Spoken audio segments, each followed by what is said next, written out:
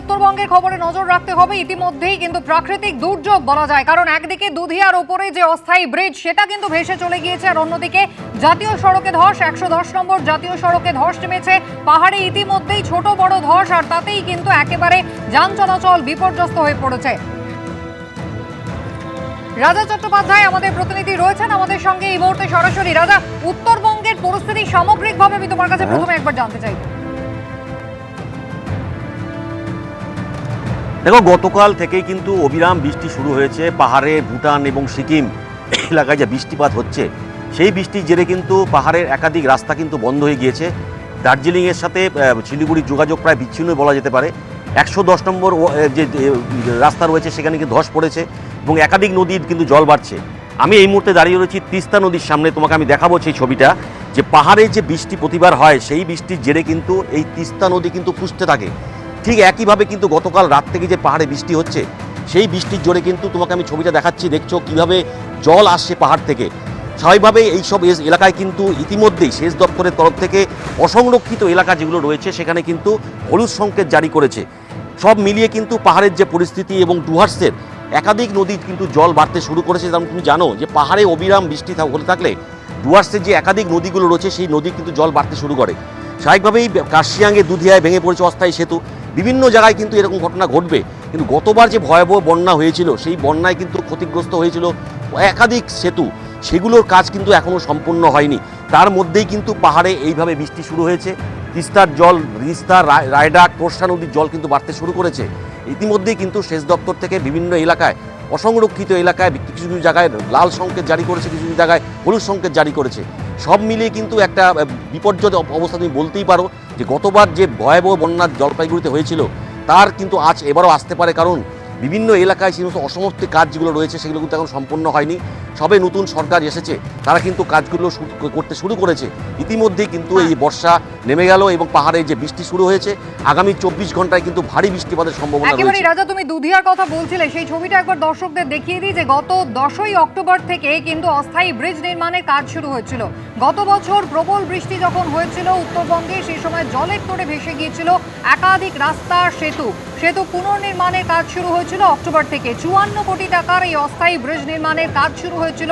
Cement, pipe, পাথর দিয়ে ব্রিজের নির্মাণ কাজ চলছিল। প্রায় 468 মিটারের এই ব্রিজ তৈরিতে মোট 132টি হিউম পাইপ ব্যবহার করা হচ্ছে। কিন্তু তারই মধ্যেই প্রবল বৃষ্টি আর প্রাকৃতিক দুর্যোগ, বালাসন নদীর জল ইতিমধ্যেই বেড়ে গিয়েছে। আপনারা জানেন উত্তরবঙ্গের একাধিক নদী কিন্তু রীতিমতো ফুঁসছে, এবং তার ফলে কিন্তু এবার অস্থায়ী যে ব্রিজ তাও কিন্তু ভেসে গেল। রাজা চট্টোপাধ্যায় আমাদের প্রতিনিধি রয়েছেন আমাদের সঙ্গে। আমি রাজা, তোমার সঙ্গে আরেকবার যদি জানতে চাইবো, যে দুধিয়া গত বছর আমরা দেখেছিলাম যে পাকা যে ব্রিজটা ছিল সেটা ভেঙে গিয়েছিল, এবং তারপরে অস্থায়ী ব্রিজ তৈরির কাজ শুরু হয়েছিল, সেটাও এবার জলের তোড়ে ভেসে গেল। বর্ষা সবে শুরু। হ্যাঁ কুসুমিতা, তুমি ঠিকই বলেছো। দেখো, তুমি জানো যে গতবার যে সমস্ত বন্যায় যে সমস্ত এলাকায় ক্ষতি হয়েছিল, সেই ক্ষতির কাজগুলো কিন্তু নতুন সরকার এসেই শুরু করেছে। তার মধ্যেই এই প্রাকৃতিক দুর্যোগ যেভাবে বৃষ্টি হচ্ছে এবং আগামীতে যে বৃষ্টির সতর্কতা রয়েছে, এই কাজগুলো কিন্তু এই বছরও ঠিকঠাক সম্পূর্ণ হবে কিনা সেই নিয়ে কিন্তু একটা চিন্তা রয়েছে। কারণ শুধু পাহাড় নয়, একাধিক ডুয়ার্সের বিভিন্ন এলাকায় কিন্তু এইভাবে একাধিক সেতু সেগুলো কিন্তু ভেঙে গিয়েছিল, সেগুলোর কাজ কিন্তু এখন অসমাপ্ত রয়েছে, সেগুলোর কাজ এখনও হয়নি। সবে বৃষ্টি শুরু হলো, আগামীতে তো প্রচুর বৃষ্টিপাত হবে, কিন্তু সেই সময় আমাদের সেই দেখা থাকবে যে কি পরিস্থিতি তৈরি হয়। যুদ্ধকালীন পরিস্থিতিতে কিন্তু প্রশাসন কাজ শুরু করবে এবার বলেছে, কিন্তু এখন পর্যন্ত যা খবর রয়েছে, বিভিন্ন যে একাধিক সেতু তুমি কথা বলছিলে সেগুলোর কাজ কিন্তু নতুন সরকার এসে শুরু করেছে।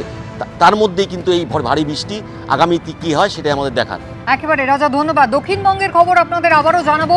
উত্তরবঙ্গে একেবারে প্রাকৃতিক বিপর্যয়, ইতিমধ্যেই যোগাযোগ ব্যবস্থা কিন্তু প্রায় ভেঙে পড়েছে বলা যায়, কারণ একদিকে দুধিয়ার উপরে অস্থায়ী সেতু যেমন ভেঙে পড়েছে, তেমনি 110 নম্বর যে জাতীয় সড়ক সেখানেও কিন্তু ইতিমধ্যেই ছোট বড় ধস নামতে শুরু করেছে পাহাড় থেকে। আমাদের দুই প্রতিনিধি সরাসরি আমাদের সঙ্গে এই শহরের ছবি আমাদের দেখাবেন। সুকান্ত মুখোপাধ্যায় রয়েছেন আমাদের সঙ্গে। অন্যদিকে হাওড়ায় কিন্তু সকাল থেকেই শুরু হয়েছে প্রবল বৃষ্টি। সুনীত হালদারের কাছে যাব, তবে আগে সুকান্তর কাছে শহরের ছবিটা জানবো। আবহাওয়া দপ্তরের কি পূর্বাভাস সুকান্ত?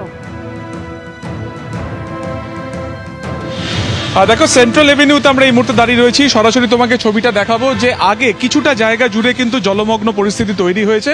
তবে ইতিমধ্যে কলকাতা পুরসভার তরফে সেখানে কিন্তু গাড়ি পাঠানো হয়েছে এবং যাতে দ্রুত এই জল নামানো যায়। এবং ঠিক এই যে সেন্ট্রাল এভিনিউর যা একেবারে চাঁদনি চক থেকে সরাসরি এমজি রোড ক্রসিং এর দিকে যাচ্ছে, সেইখানে কিছুটা জায়গা এই মুহূর্তে জলমগ্ন পরিস্থিতি তৈরি হয়েছে। তবে জল দ্রুত নেমে যাবে এমনটাই আমরা পুরসভার তরফ থেকে জানতে পারছি।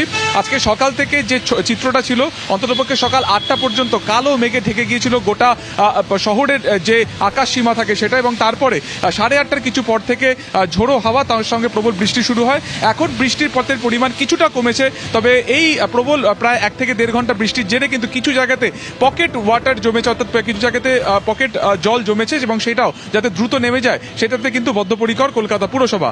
আমরা জানি যে আগামীকাল এবং পরশু ভিআইপি মুভমেন্ট রয়েছে, বিশেষ করে রবিবার দিনকে যোগা দিবস রয়েছে, এবং এই বৃষ্টির যে পূর্বাভাস সেটাও কিন্তু আগামী রবিবার পর্যন্ত অতি প্রবল রয়েছে। ফলত একদিকে যেমন শহরকে সচল রাখা একটা অত্যন্ত কড়া চ্যালেঞ্জ কলকাতা পুরসভার কাছে, তার পাশাপাশি যাতে কোথাও জল না জমে, যাতে সুষ্ঠুভাবে আগামী রবিবারের যে কর্মসূচি রয়েছে সেটা যাতে পুরোপুরি ঠিকভাবে হয়, সেটাতে বদ্ধপরিকর কিন্তু কলকাতা পুরসভা। আলিপুর আবহাওয়া দপ্তর সূত্রে যেটা খবর, যে উত্তরবঙ্গ তো বটেই, পাশাপাশি দক্ষিণবঙ্গের 10টি জেলাতে কিন্তু হলুদ সতর্কতা ইতিমধ্যে জারি করা হয়েছে, এবং যে কারণে কিন্তু এই ভারী থেকে অতি ভারী বৃষ্টির সম্ভাবনা আগামী রবিবার পর্যন্ত রয়েছে। কেন এই বৃষ্টিপাত হচ্ছে, যেটা জানা যাচ্ছে যে বিহার থেকে পাঞ্জাবের উপরে একটি নিম্নচাপ অক্ষরেখা তৈরি হয়েছে, তার জেরেই কিন্তু এই প্রবল বৃষ্টিপাত, এবং তার জেরে আবহাওয়া স্বস্তি আগামী দুদিন কিছুটা থাকবে, যেটা গত 1 থেকে 1.5 সপ্তাহ 38 থেকে 40 ডিগ্রি সেলসিয়াসে গিয়ে পৌঁছেছিল। আর্দ্রতাজনিত কারণে একটা ভ্যাপসা গরমে তৈরি হয়েছিল, সেই জায়গা থেকে কিন্তু এই যে আবহাওয়ার পরিবর্তন সেটা কিছুটা স্বস্তি দেবে। তবে যে শহরের ছবি তোমাকে দেখাচ্ছি, যে বেশ কিছু জায়গাতে কিন্তু কলকাতা পুরসভা ইতিমধ্যেই ব্যবস্থা নিতে শুরু করেছে যাতে কোনোভাবেই জল না জমে। হাওড়ার কি পরিস্থিতি, সুনীত হালদার আমাদের জানাবেন। সুনীত, হাওড়ায় প্রবল বৃষ্টি হচ্ছে সকাল থেকে, আমরা জানি পিছনে জল জমে রয়েছে দেখছি রাস্তায়। দেখো কুসুমিতা, তুমি ঠিকই বলেছো যে এই মুহূর্তে কিন্তু আমরা যেখানে দাঁড়িয়ে আছি হাওড়ার বেলগাছিয়া মোড়ের কাছে, সেখানে কার্যত চারদিকে জল থই থই করছে। যেটা জানা গেছে গতকাল সন্ধ্যের পর বৃষ্টি শুরু হয়, সঙ্গে ঝোড়ো হাওয়া, এবং আজ ভোর থেকে দফায় দফায় প্রবল বর্ষণের ছেলে হাওড়া শহরের যেসব নিচু এলাকাগুলো আছে সেগুলো কার্যত জলমগ্ন হয়ে পড়ে। টিকিয়াপাড়া, সালকিয়া, বেলগাছিয়া, শিবপুর বিস্তীর্ণ এলাকা কিন্তু জলমগ্ন হয়ে পড়ে। এই মুহূর্তে আমরা রয়েছি বেলগাছিয়া মোড়ে, সেখানে যে মেন রোড বেনারস রোড সেটা কিন্তু কার্যত জল থই থই করছে। কোথাও গোড়ালি সমান জল, কোথাও হাঁটু সমান জল দাঁড়িয়ে গেছে। দোকানে যে আমরা দেখতে পাচ্ছি সেখানে দোকানেও জল ঢুকে গেছে, এবং যে স্বাভাবিক জনজীবন কার্যত বিপর্যস্ত হয়ে পড়েছে। এই মুহূর্তে যারা অফিস যাত্রী তারা কিন্তু অত্যন্ত অসুবিধার মধ্যে পড়েছে, সমস্যায় পড়েছে। রাস্তায় গাড়ি ঘোড়া কমে গেছে, এবং জল জমে যাওয়ার কারণে অটো, টোটো, বিভিন্ন যে ছোট ছোট গাড়ি আছে সেগুলো কিন্তু চলছে না। এর ফলেই কিন্তু নিত্যযাত্রীরা সমস্যায় পড়েছে। এবং যেটা জানা যাচ্ছে হাওড়া পুরসভা থেকে, হাওড়া পুরসভা দীর্ঘদিন ভোট নেই, নির্বাচিত বোর্ড নেই। একেবারে দ্রুত হাওড়া পুরসভাতেও ভোট হবে এই আশ্বাস কিন্তু মুখ্যমন্ত্রী দিয়েছেন। অবশ্যই আজকে পরিস্থিতির দিকে নজর রাখো। সুনীত, ধন্যবাদ। এবিপি আনন্দ, এগিয়ে থাকে, এগিয়ে রাখে।